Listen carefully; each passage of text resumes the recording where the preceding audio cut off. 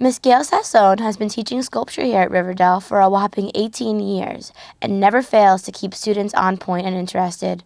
She always has a new idea in mind, and the amount that the students enjoy taking her class really does show in their work. Sculpture actually started about 19 years ago here. I was hired partly to start the sculpture program. And I have a master's in fine arts in sculpture from Rhode Island School of Design. And I felt sculpture is an important area to explore for beginning students as well as advanced students. Advanced students had been doing some sculpture before. Sculpture teaches students how to see things three-dimensionally. So the course runs basically, you start by what we call eye-hand coordination. The first thing they do is they look at each other's ear and make an ear in clay, sitting in a circle. And most people don't really look carefully at anything. They get a general idea so everybody knows what a face looks like in an ear, but in this case they really have to observe it.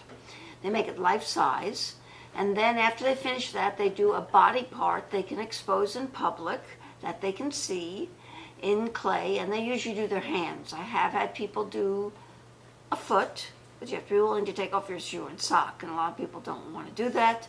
And I have had people do other people's face, but usually then you have to have a model that's consistently there. So then they do a hand, as I said, in clay, and they do a second project, which is the same position hand, if that's what they did, in any material or variety of materials, because sculpture is a lot about materials. They have to put both pieces on bases, because that's another issue with sculpture. Sculpture is not something you just hang on a wall, put in a frame. You have to figure out how you're going to display it, and it's always been a problem. Going back to Brancusi, who was the best person with bases of any sculptor that I know of. The project they're working on right now that you saw was the 25 objects. I give them a list of 25 things that they can do to a common object. It can be anything. It could be something as simple as a pencil. I had one year where someone did golf balls, which was very interesting. And they also have to present them in an interesting way. The reason they do this is to start thinking about objects and what they're doing in a different way. I want my students to think. I want them to not just do what everybody else is doing.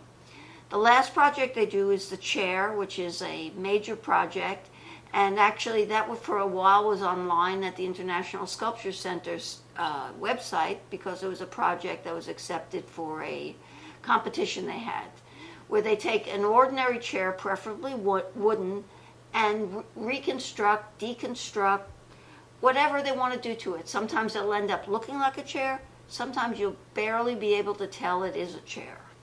From sculpting ears to building chairs, Miss Sassone always knows how to help her students master the art of sculpture and has and will continue to be a fantastic part of the Riverdale Art Department.